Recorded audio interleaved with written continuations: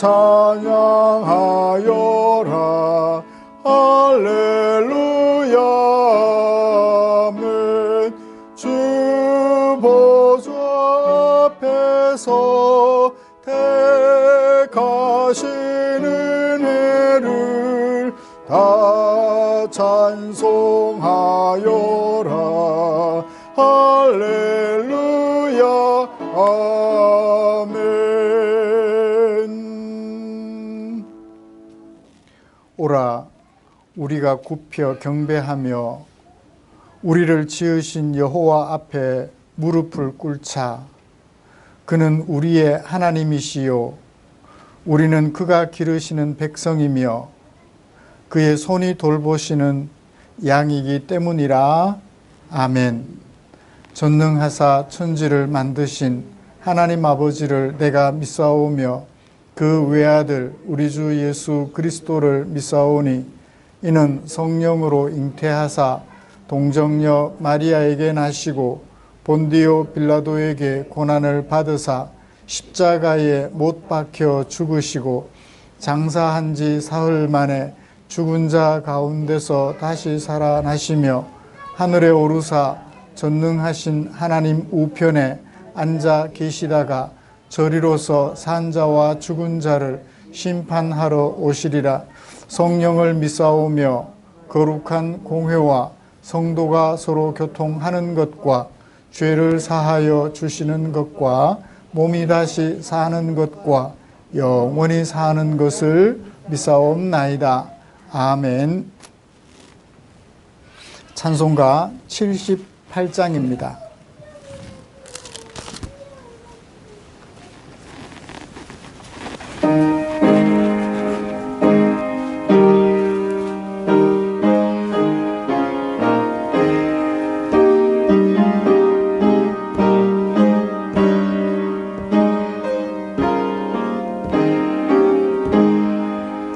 저 높고 푸른 하늘과 수 없는 빛난 별들을 지으신 이는 창조주. 그 솜씨 크고 크셔라. 날마다 뜨는 저 태양 하나님 크신 권능을 만백성 모두 보라고 만방에 두루 비치네. 해지고 황혼 깃들 때 동편에 달이 떠올라. 밤마다 귀한 소식을 이 땅에 두루 전하네. 행성과 항성 모든 별 저마다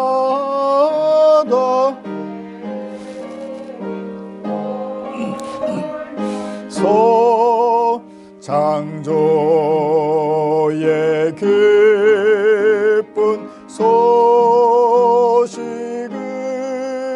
온 세상 널리 전하네. 엄숙한 침묵 속에서 뭇별이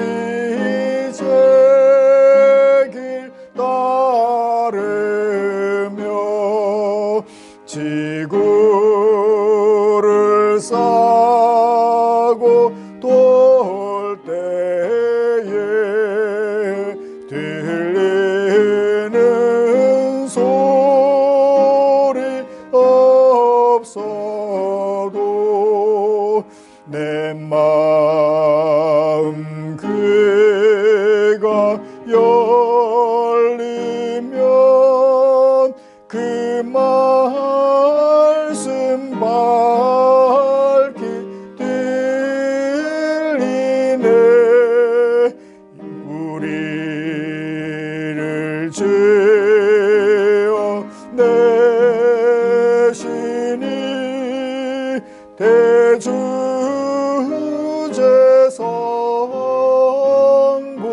하나님.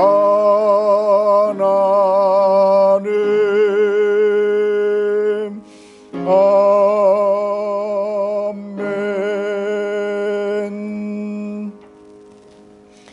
교동문 64번 시편 148편입니다. 함께 교독합니다. 할렐루야. 하늘에서 여호와를 찬양하며 높은 데서 그를 찬양할지어다.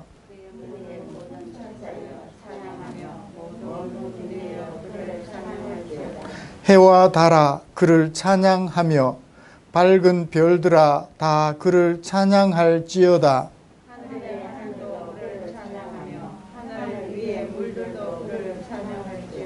그것들이 여호와의 이름을 찬양함은 그가 명령하심으로 지음을 받았음이로다.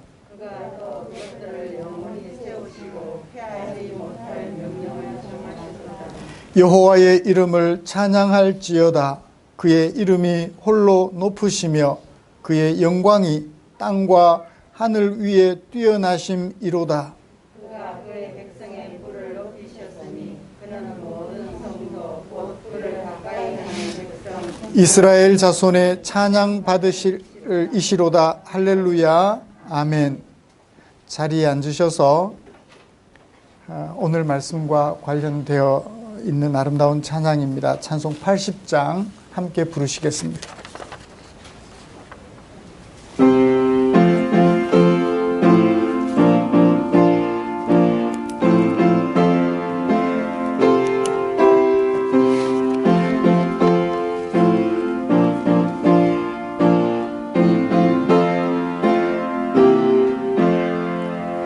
천지에 있는 이름 중 귀하고 높은 이름, 전하시기 전 지으신 구주의 이름 예수. 주 앞에 내가 엎드려 그 이름 찬송함은 내 귀에 들린 말씀 중 귀하신 이름 예수. 주 십자가에 달릴 때 명패에 쓰인 대로 저 유대인의 왕이요 곧 우리 왕이시라. 주 앞에 내가 엎드려 그 이름 찬송함은 내 귀에 들린 말씀 중 귀하신 이름 예수. 지금도 살아 계셔서 언제나 하시는 일, 나 같은 죄인 부르사 참 소망 주시도다. 주 앞에 내가 엎드려 그 이름 찬송함은 내 귀에 들린 말씀 중 귀하신 이름 예수. 주 예수께서 영원히 어제나 오늘이나 그 이름으로 우리에게 참 복을 내리신다.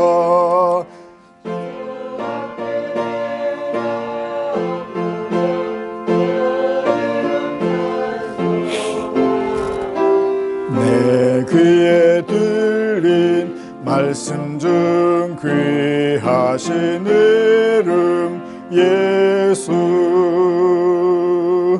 아멘.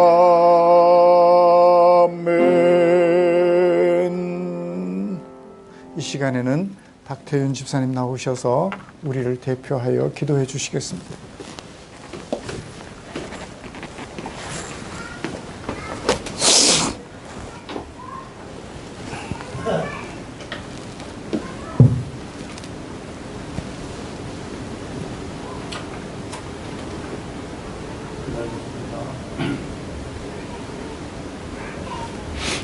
사랑하는 하나님, 아멘. 오늘도 좋은 날 주시고 우리를 사랑하셔서 잘 살아주시고 이 자리를 모여 예배를 하시고 감사합니다. 아멘. 저희들 세상 속에서 살며 죄짓고 말씀대로 살지 못하고 마음대로 살아오는 모든 죄를 주여. 주님. 저희 가치원으로 남을 함께하지 않게 하시고 주여. 작은 것들은 소중히 여기는 마음으로 저희 본인을 잘 지키고 영혼을 하시고 은혜를 아멘. 뜻하지 않은 세상의 혼란을 위해서 우리 모두가 이렇고 혼란스럽습니다. 이럴 때일수록 주님 안에서 혼란을 잘 극복할 수 있도록 지켜주시고 주여.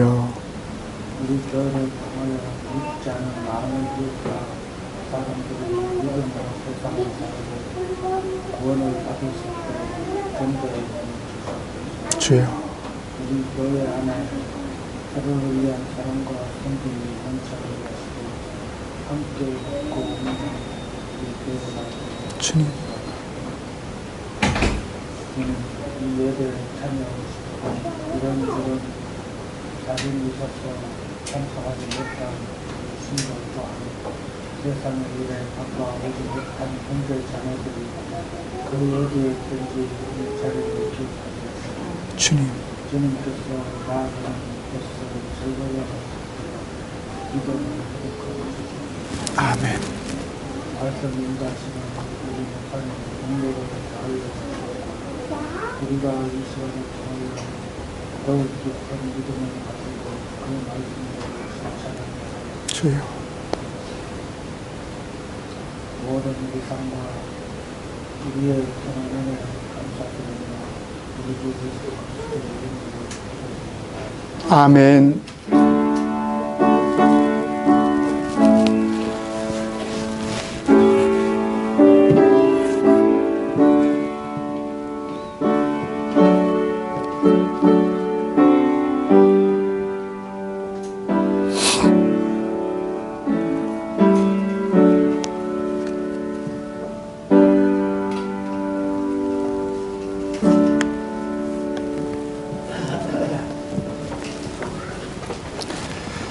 오늘 함께 묵상할 하나님의 말씀은 출애굽기 15장 1절부터 18절까지입니다.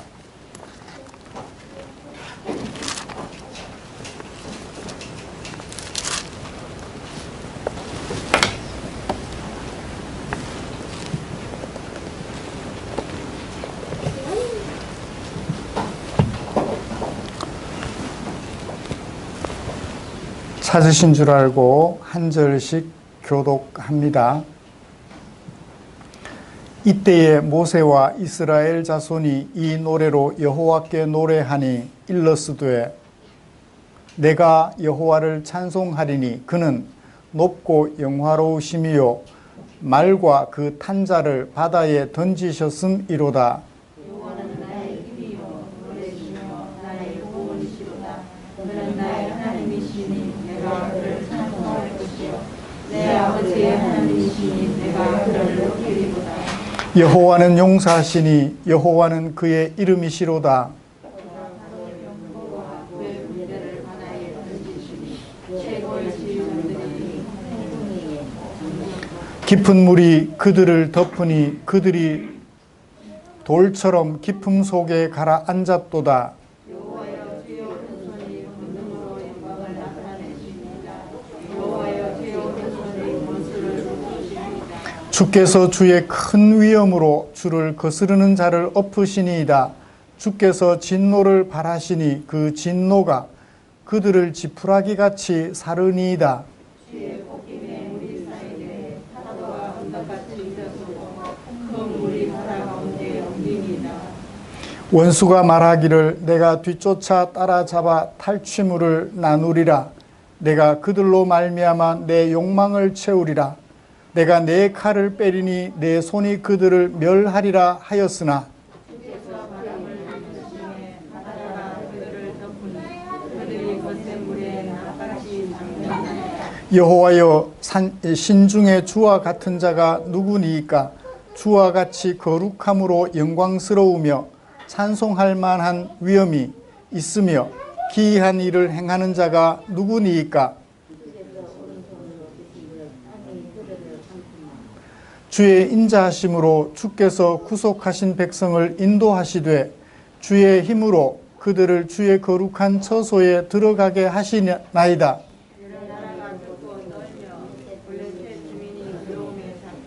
에돔 두령들이 놀라고 모압 영웅이 떨림에 잡히며 가나안 주민이 다 낙담하나이다.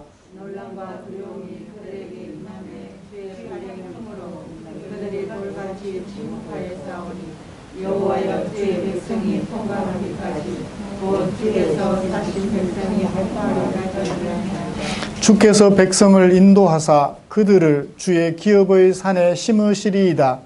여호와여 이는 주의 처소를 삼으시려고 예비하신 것이라. 주여 이것이 주의 손으로 세우신 성소로소이다. 여호와께서 영원무궁하도록 다스리시도다 하였더라. 아멘. 찬양 하나 부르고 말씀 나누기를 원합니다. 기쁨으로 찬양 224번. 자주 올해는 모이지 못해서 그런가요? 우리 성도님들의 모습이 그렇게 아름답고 평소에도 그랬지만 올해 유독 더 그런 생각이 많이 들어요. 그래서 형제의 모습 속에 보이는 아름다운 하나님의 형상 우리 같이 찬양으로 불렀으면 좋겠습니다.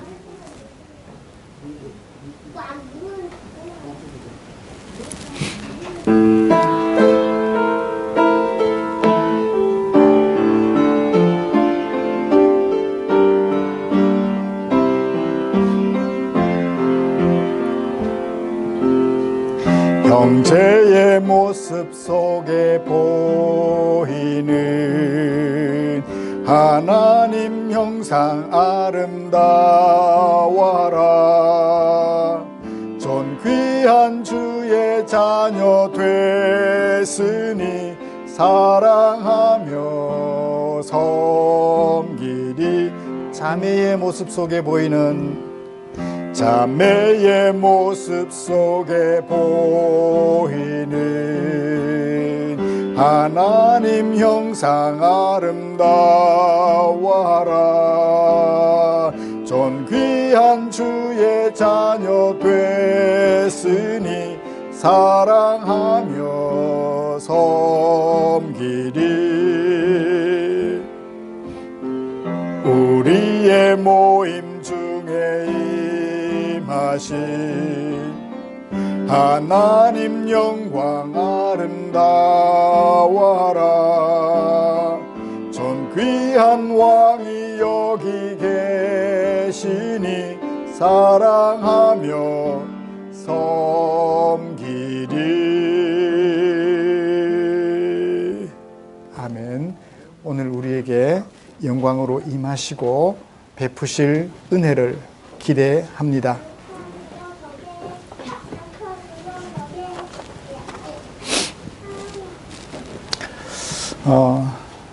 이 정도쯤에서 지금까지 살펴본 출애굽기를 조금 정리를 하고 계속해서 진행해 갔으면 합니다.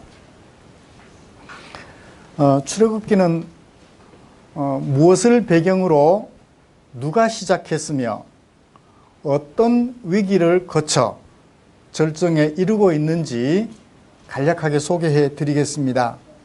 사건이 일어나게 된 배경은 1장과 2장에 있었지요. 요셉을 알지 못하는 왕이 다스리는 애굽에서 고된 노역으로 고생하던 이스라엘 백성들 어떻게 했나요? 하나님께 부르짖었죠. 죽겠다는 거예요. 처음에 요셉이 살아있을 동안, 그리고 요셉을 아는 왕들이 통치하는 동안에는 참 행복했는데 그 왕들이 죽자 어려움에 처하게 되었습니다. 그 백성들의 부르짖음을 들으신 하나님께서 사건을 전개하시죠. 무슨 사건이요? 출애굽이라는 사건을.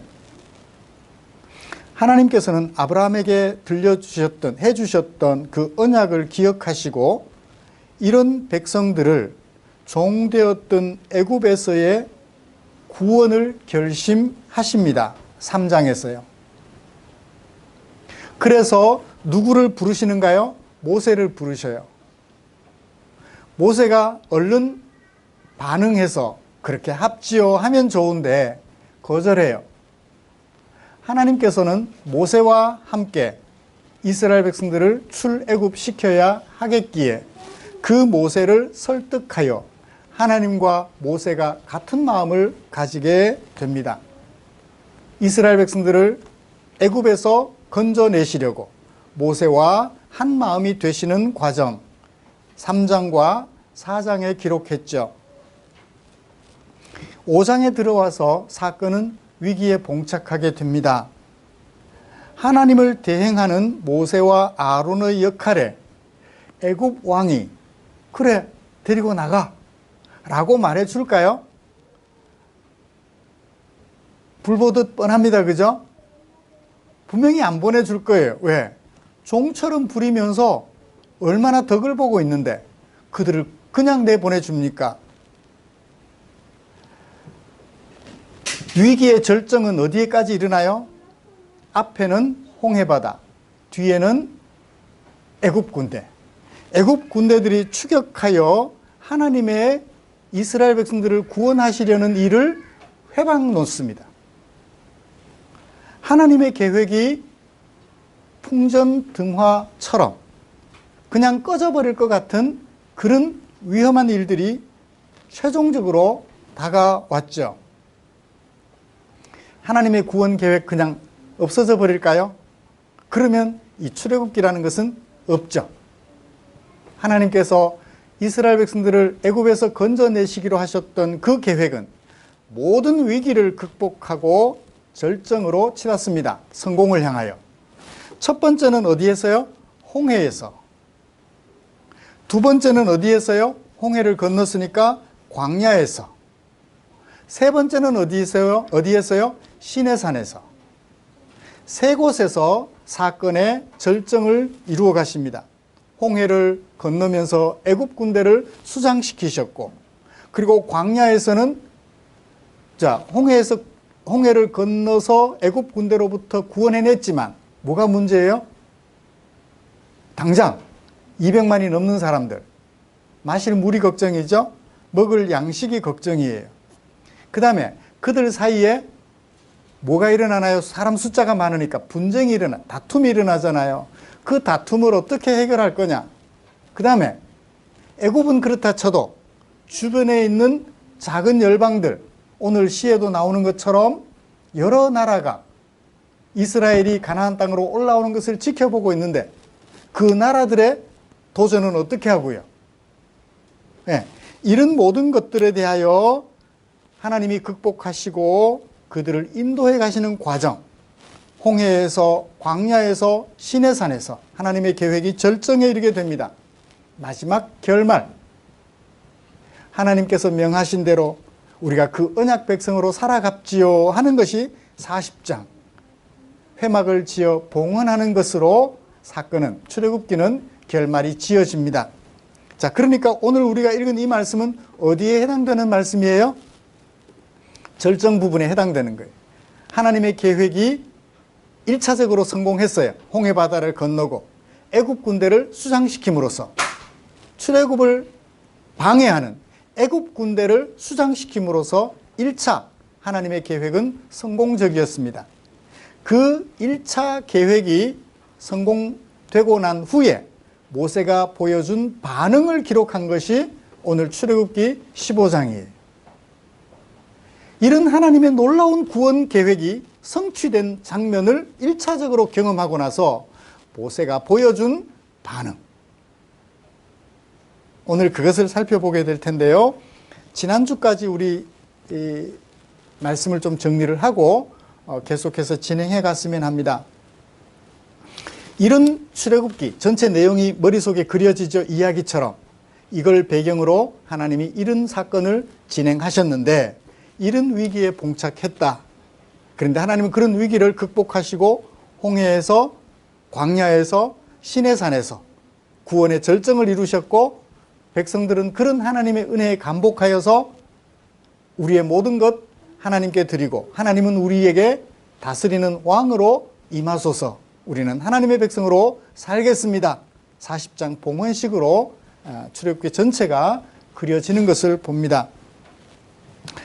우리는 지난주 2주간에 걸쳐서 홍해로 인도하신 하나님의 목적 2가지가 달성된 서사를 살펴보았습니다. 첫 번째는요, 애굽 군대들로 하여금 알게 하는 거예요. 이스라엘을 자기들이 공격하는데, 붙잡아 두려고 하는데 그 이스라엘 편에 서서 자기 군대와 싸워주는 이가 누구라는 것을 알게 돼요. 하나님이라는 것을 알게 되는 거예요. 그게 17절에 14장 25절에 기록되어 있죠. 애굽 군대로 하여금 자기들과 싸워 이스라엘을 건져내시는 이가 하나님이라는 사실을 애굽 군대로 알게 해주는 거였어요. 두 번째, 하나님께서 이스라엘 백성들을 홍해바다 가까운 곳, 애굽 군대가 추격하면 언제든지 붙잡아 갈 수 있는 그곳으로 인도하신 이유가 무엇이었다고요? 이스라엘 백성들로 하여금 자신들을 인도하시는 이가 누구다? 하나님이시라는 것을 알고 하나님을 경외하게 하며 하나님의 뜻을 받들어 이스라엘 백성들을 애굽에서 구원하시고 가나안 땅으로 인도해 가는 모세가 하나님의 종이라는 사실을 신뢰하게 해주려고 하나님께서는 홍해바다로 인도하셨는데 그 결과가 어떻게 됐어요? 성공적이었어요. 14장 31절, 이스라엘이 그때서야 보았으므로 비로소 백성들이 여호와를 경외하며 여호와와 그의 종 모세를 믿었더라. 성공적으로 하나님의 계획이 열매 맺어졌음을 알게 됩니다. 사랑하는 성도 여러분, 우리는 지난 한 주간 동안 하나님을 알지 못하는 내 친구들에게 나와 함께 하시는 이가 하나님이야 라는 모습을 좀 보여주셨나요?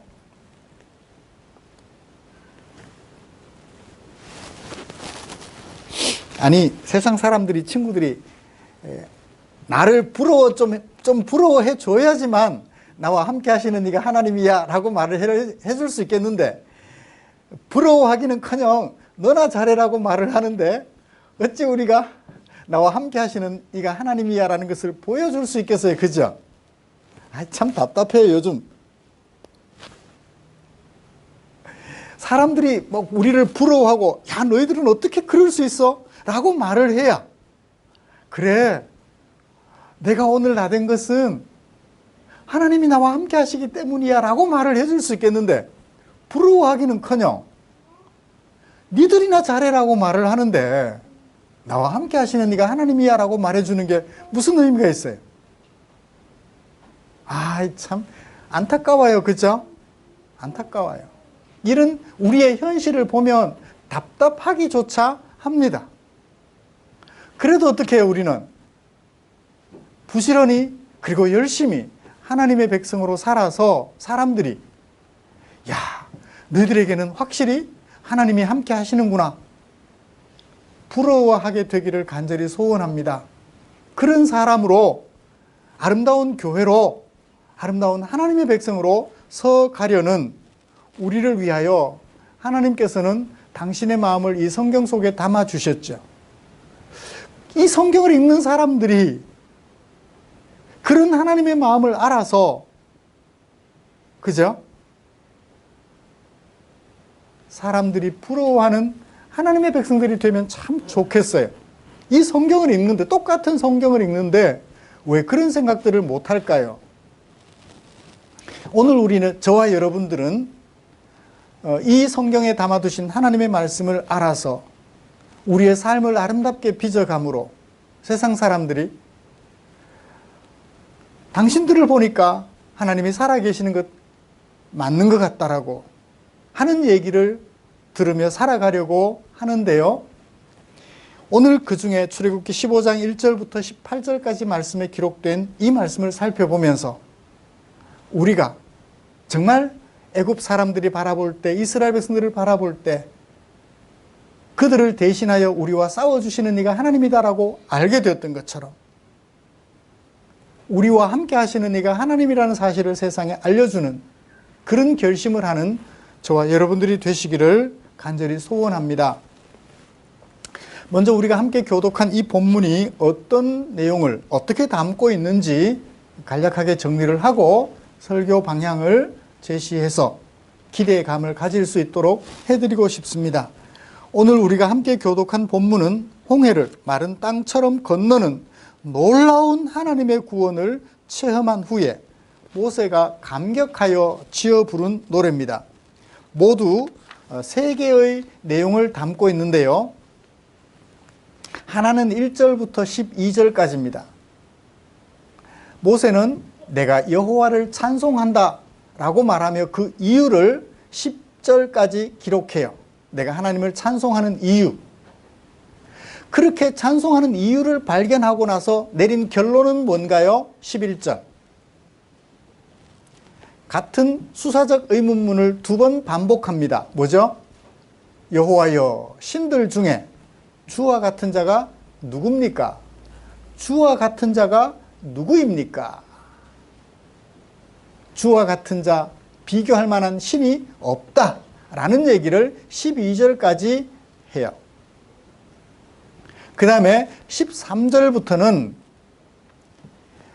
주와 같은 신이 없는데 그 신이, 참신이 하나님이신 하나님이 가만히 있으면 어떡해요? 의미가 없잖아요. 그 참신이신 하나님이 하시는 일, 뭐죠? 중요한 단어, 동사가 앞과 뒤에 똑같이 들어가 있습니다. 13절에 인도하신다. 그 다음에 17절에 인도하신다. 인도하시는데 왜 인도하시느냐? 들어가게 하려고. 그 다음에 뭐 하려고? 주의 기업의 산에 심으시려고. 심는다. 농사에 사용되는 동사를 사용해서 은유적인 의미, 그 속에 뜻을 감추고 있죠. 심으신다. 심으면 어떻게 돼요? 곡식이 자라요. 그걸 은유적으로 활용한 거죠. 그 땅으로 인도하셔서 거기서 뭐 하게 하시려고? 자라나는, 성숙하는 하나님의 백성이 되게 하려고. 살아가는 백성들이 되게 하려고 라는 뜻을 담고 있죠. 인도하셔서 들어가게 하시고 인도하셔서 그곳에서 살게 하시는 하나님. 그걸 가만히 생각하니까 결론이 뭐예요? 18절. 하나님은 신들 중에 참신이신데 어떻게 하고 계세요? 통치하고 계세요. 그래서 하나님이 우리를 통치하신다. 언제까지? 언제부터 언제까지? 중간에 중요한 부사가 하나 들어가 있어요. 뭐죠? 영원토록. 잠시 동안이 아니라 영원토록 다스리신다. 이걸 요한계시록에서는 뭐라고 말씀하는지 아세요? 그리스도께서 지난번에 살펴봤잖아요. 세세토록 다스리신다. 세세토록. 우리도 그리스도와 함께 세세토록 왕노릇 할 것이다 라고 말씀해 주셨죠. 왕노릇이라고는 단어를 썼다면 여기서는 통치하신다라는 말씀을 하고 있어요. 그렇죠? 이제 이 출애굽기 15장 1절부터 18절까지 시가 대략 머릿속에 그려지나요? 네. 이런 시를 가지고 저는 오늘 2가지로 설교하려고 합니다. 첫 번째는 여호와께 견줄 만한 신은 없다. 모세가 노래한 대로. 그걸 살펴보고 싶고요. 이어서 두 번째는 신들 중에 참신이신 하나님은 살아 계셔서 저와 여러분, 우리 모두를 뭐 하신다? 통치하신다 라는 내용으로 설교를 하면서 제목을 이렇게 잡아봤어요. 누가 나의 통치자인가? 누가 나의 통치자인가?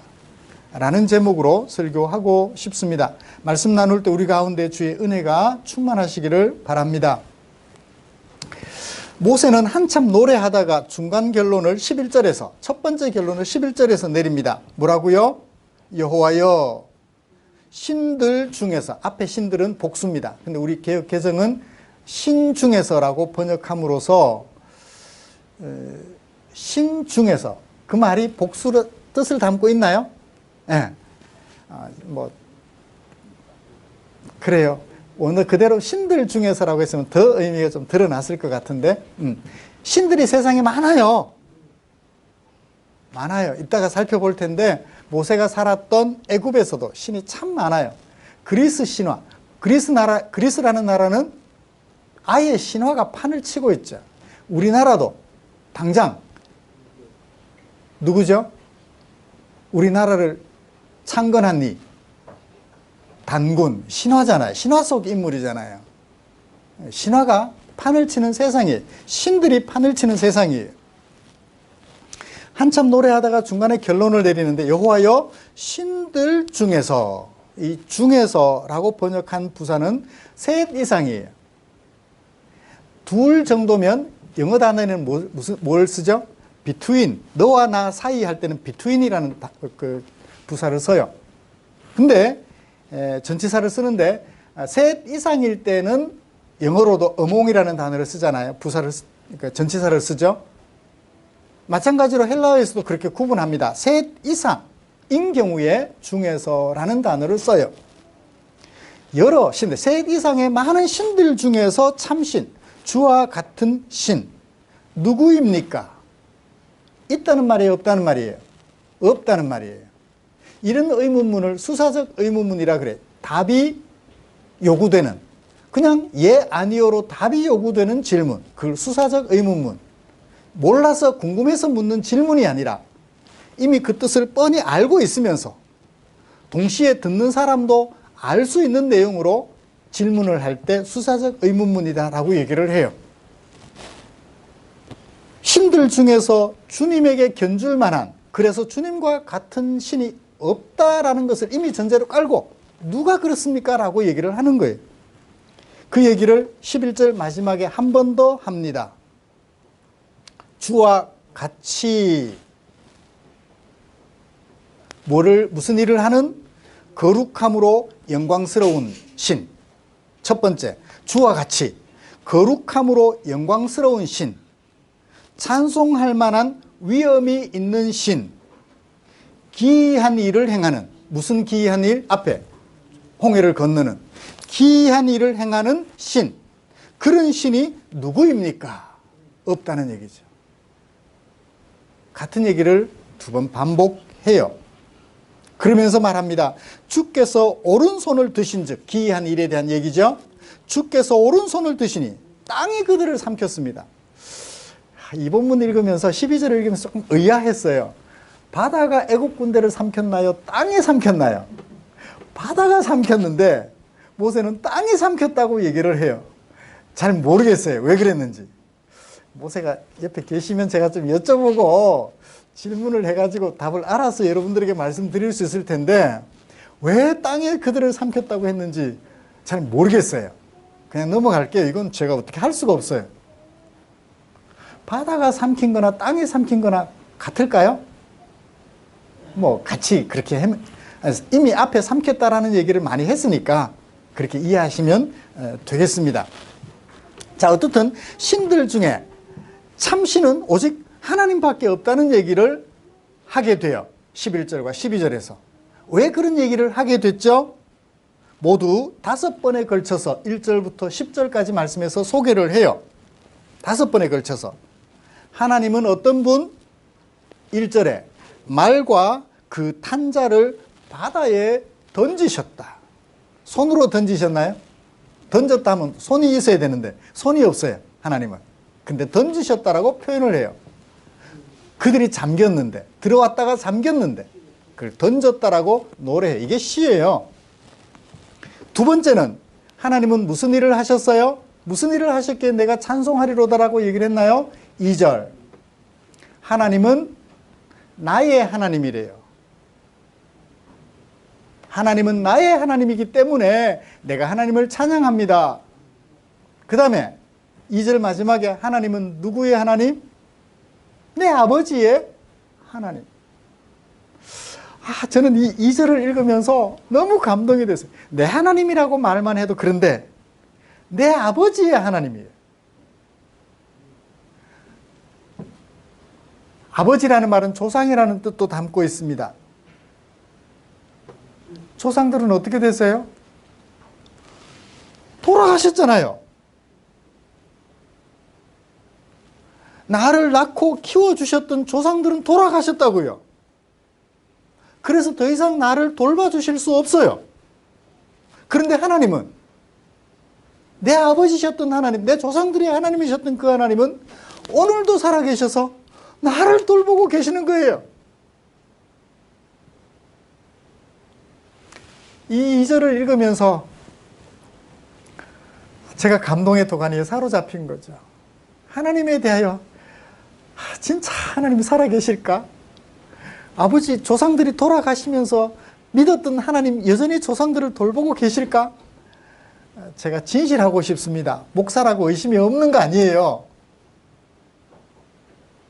죄송합니다.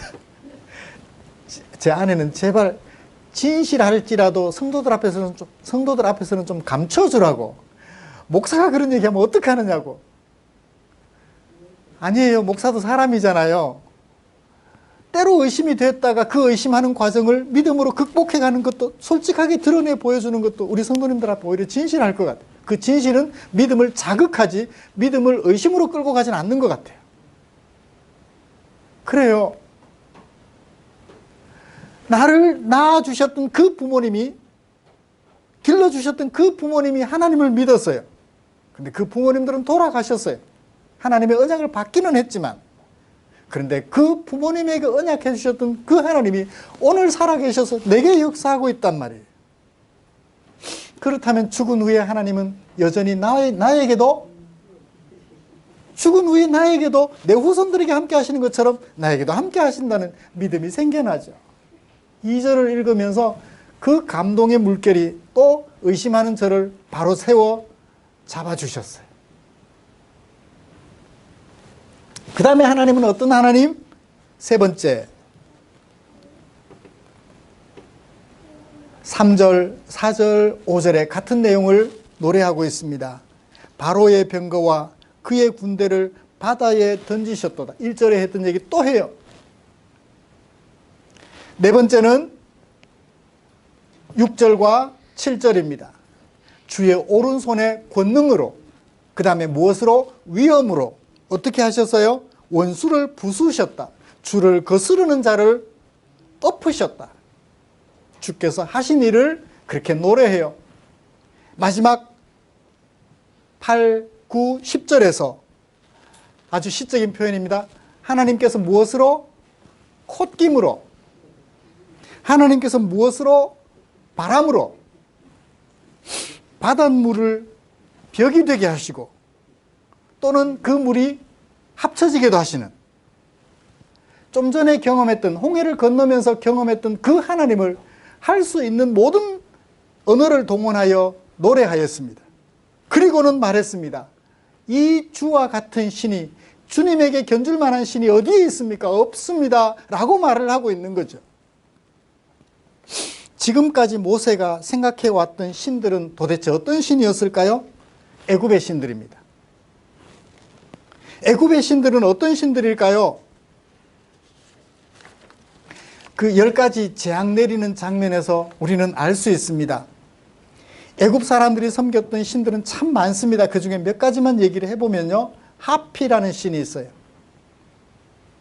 이것은 나일 강물이 범람할 때마다 그 강물이 두려운 거예요. 사람들은 두려우면 그걸 뭘로 섬겨요? 신으로 섬겨요. 인도는 뭘 신이라고 얘기하죠? 힌두교도들. 소를 신이라고 그러잖아요. 그래서 그냥 소를 그냥 길에 걸어 다니도록 내버려둬요. 이집트에는 하피라는 신이 있는데 애굽의 나일강이 자주 범람하니까 이 강에 신이 있다 해서 강신 하피라는 신이에요. 그 다음에 헤케트라는 신입니다. 이 주술신인데요. 모세가 지팡이를 던지니까 뱀이 됐잖아요. 애굽의 주술사들도 같은 일을 해요. 애굽의 주술사들이 만든 뱀을 모세가 던진 그 뱀이 지팡이가 된 뱀이 된 지팡이가 그 뱀들을 다 잡아먹어버리죠. 그래서 주술사들을 무색하게 만들었습니다. 이 주술의 신 헤게트라는 것이 있어요. 그 외에도 공기를 주관하는 공기의 신 슈, 그 다음에 소의 형상을 한 하토르, 그 다음에 치료하는 신 세그메트, 그 후에도 그 외에도 말로 못하는 신들이 있습니다. 이런 신들을 섬겨왔어요. 애굽의 왕실의 왕자로 자라면서. 그 많은 신들을 접했는데 이제 하나님을 경험하고 나니까 그 신들은 신이 아닌 거예요.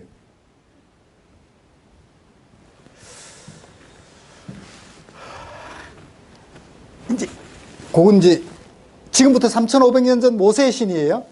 우리에게 돌아와 보죠. 여러분들이 생각해왔던 신들은 어떤 거예요? 한 해 농사 잘 지은 후에 가을에 마을 사람들이 어른들이 모여서 어디에 모여서 선앙당에 모여서 뭘 하나요? 감사제를 지내요. 지금도 제가 잘 안 왔던 고향에 가면 가을이면 송편이야 시루떡이야 묘사 지낼 때 했던 모든 그 놓는 떡들을 만들어서 그 선앙당 아래 제단을 차려놓고 그 제단에다가 마을 어른들이 모여서 절을 하며 감사제를 지내요. 축문을 읽으면서 그렇게 지내는 장면을 보았습니다.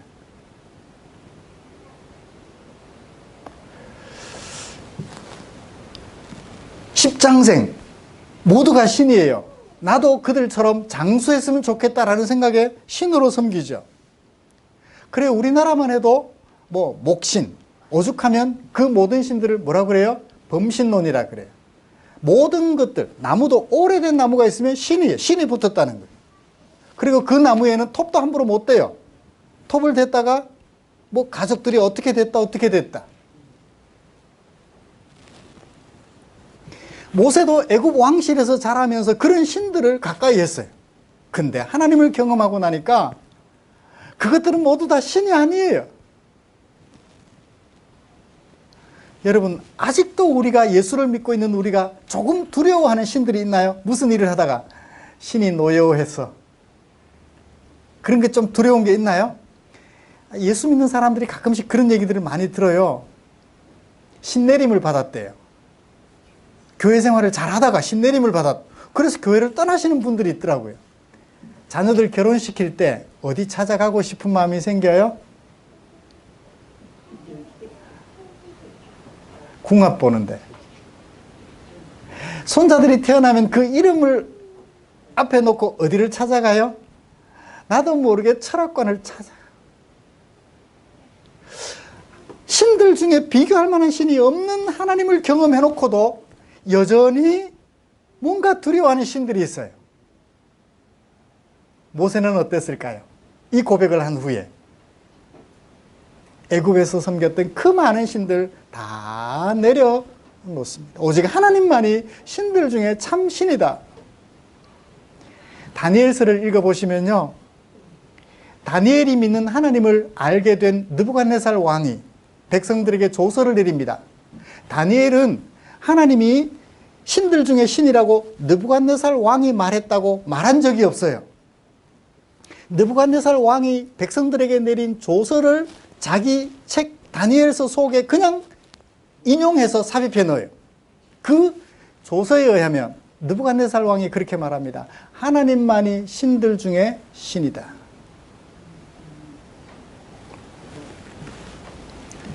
느부갓네살이 그렇게 말했다 하지 않아도 우리는 이미 잘 알고 있습니다. 사랑하는 성도 여러분, 우리의 마음속에 신은 누구신가요?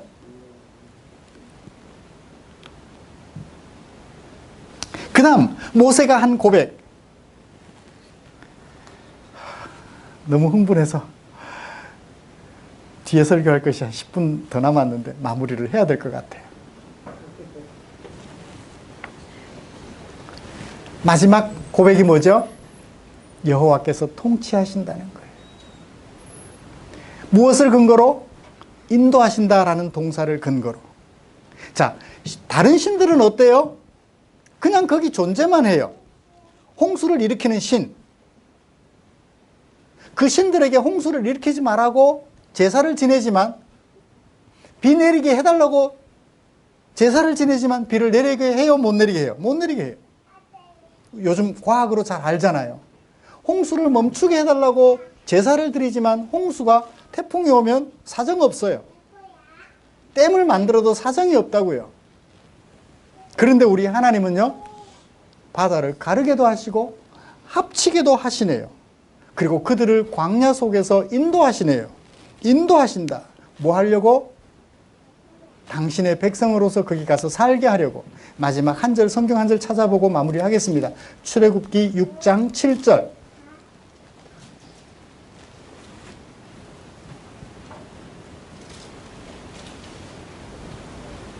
같이 읽겠습니다. 시작. 너희를 내 백성으로 삼고 나는 너희의 하나님이 되리니 나는 애굽 사람의 무거운 짐 밑에서 너희를 빼낸 너희 하나님 여호와인 줄 너희가 알지라. 나는 너의 하나님, 너는 내 백성 되어 살아가고 싶어서 너희들을 인도하여 내었다. 자, 다른 신들은 그냥 가만히 존재만 해요. 사람들이 신하고 떠받들지 않으면 그들은 아무것도 하지 못해요. 근데 하나님은 모든 일을 다 하시는 거예요. 통치하고 계시는 거예요. 여기서 우리에게 돌아와 말씀을 정리하겠습니다. 여러분 자신은 누가 다스리고 있나요?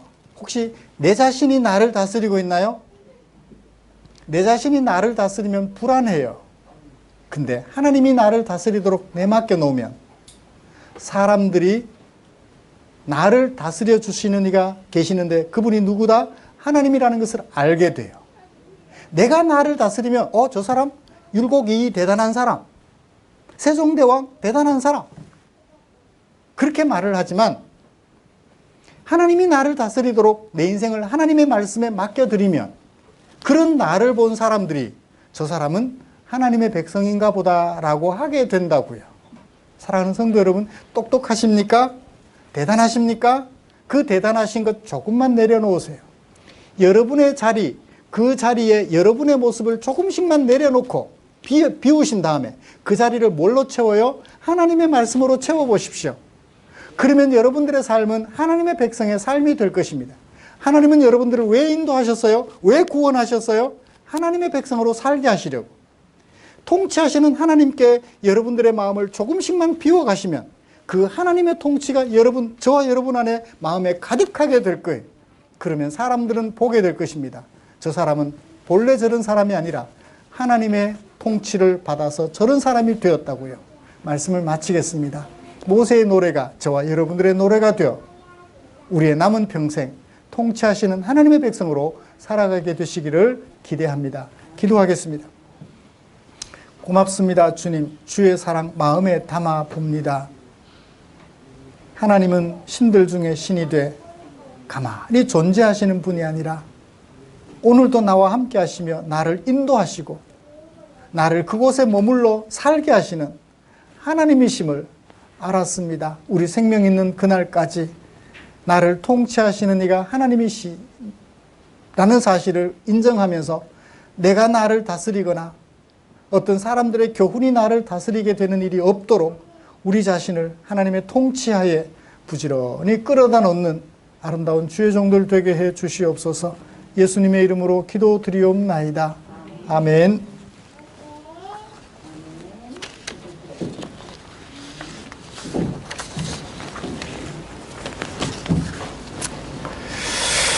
찬송가 634장 부르면서 준비한 헌금 드리겠습니다.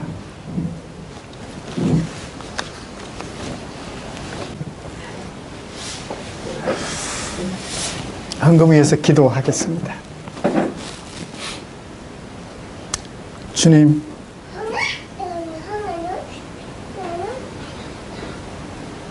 주께서 세세무공토록 나와 우리를 다스리신다. 모세가 고백했던 것처럼 우리도 그것을 고백하기에 우리 성도님들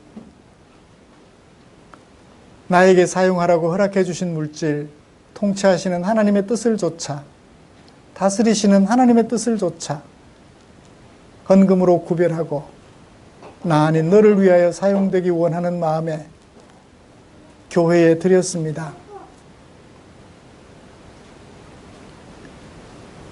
마지막 재산이었던 2렙돈을 헌금으로 드렸던 그 여인처럼 그런 마음으로 주님 앞에 드렸습니다. 아버지 하나님, 나를 통치하시는 이가 하나님이심을 고백하는 의미가 담긴 이 헌금을 주께서 받아주시옵고 그 성도들의 마음을 주께서 흠양해 주시옵소서. 평생 사는 동안 하나님이 나를 통치하신다는 그 사실을 고백할 때마다 주께서 다스려 주셔서 사람들이 내 안에 살고 계시는 이가 하나님이시라고 하는 사실을 깨닫게 되는 놀라운 일을 경험할 수 있도록 우리 성도들 위해 일일이 간섭하시고 인도하여 주시옵소서. 드린 물질 축사해 주시기를 원합니다. 주님, 내게 있는 것 전부를 표시하는 것입니다. 이것 받으시고 축사해 주셔서 이 물질이 사용되는 그곳에 주의 영광 나타나게 하시고 사람의 생명을 살리며 지쳐 쓰러진 사람들을 세워 일으키는데 유익하게 사용될 수 있도록 주께서 축사해 주시옵소서. 때마다 일마다 우리 가운데 함께 하시는 주님을 찬양하며 예수님의 이름으로 기도드리옵나이다. 아멘.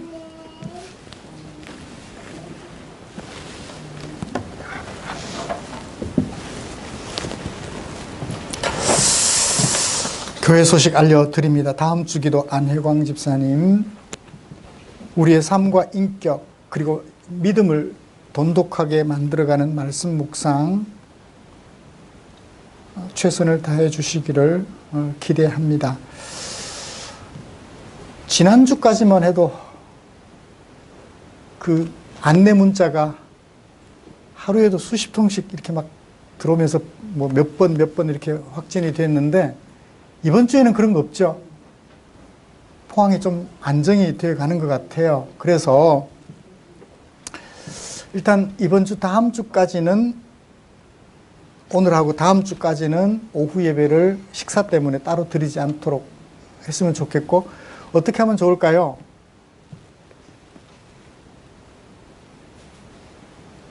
(10월) 마지막 주는 성찬식이에요.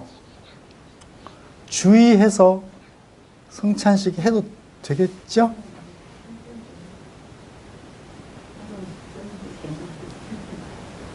그러니까 여러분들이 한 분이라도 동의를 안 하시면 제가 진행하기는 어렵습니다. 손 소독하시고 조심하고 또 조심해서, 그러니까 일회용 장갑을, 비닐 장갑을 준비하겠습니다. 왜냐하면 그릇에 내 손이 닿는 그런 일이 있으니까.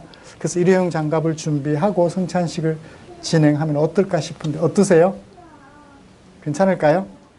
4월 달에도 성찬식을 못했어요. 그래서 올해 10월 달 성찬식을 또 조심해서 진행하도록 그렇게 하겠습니다. 그래서 넷째 주, 10월 마지막 주부터 점심도 김밥으로 우리가 지난번 예배 복원했을 때처럼 똑같이 그렇게 김밥으로 점심 식사 하시면서 오후 예배까지 드리도록 10월 넷째 주부터 그렇게 하도록 하겠습니다. 한 주간만 더 조심하고 그렇게 지내도록 하겠습니다. 10월 마지막 주에 성찬식도 하고 점심도 교회에서 드시고 그렇게 오후 예배도 넷째 주부터 복원하도록 그렇게 하겠습니다. 모여서 드리는 예배 시작하겠습니다. 그 다음 우리 박태현 집사님 딸 현주 이동고등학교에 교사로 박수로 축하해 드릴까요? 사실은 지난주에 소식을 들었는데 제가 미처 연락을 못 광고를 못 해드렸습니다. 이동고등학교 교사로 취업해서 학생들을 가르치고 있다고 합니다. 잘 할 수 있도록 중학교, 고등학교. 경빈이도 올해 이제 3학년 졸업반이라서 취업시험, 최종 합격 조금 더 네. 병준이도 일단 공기업 쪽으로 계속해서 도전한다고 서부발전은 필기는 합격했는데 면접 남아있다고 그런 얘기도 들었습니다. 워낙 경쟁이 심하고 취업시험조차도 자격증 시험조차도 못 치는 그런 상황이라서 좀 많이 어려운 것 같아요. 위에서 우리 청년들 진로를 위해서 기도해 주시면 고맙겠습니다. 곁에 계신 분들과 인사 나누시죠.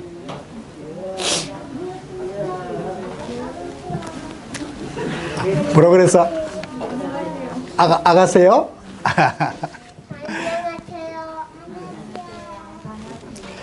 찬송가 57장 펴시고 일어나셔서 찬송 부르고 축도함으로 예배를 마치겠습니다.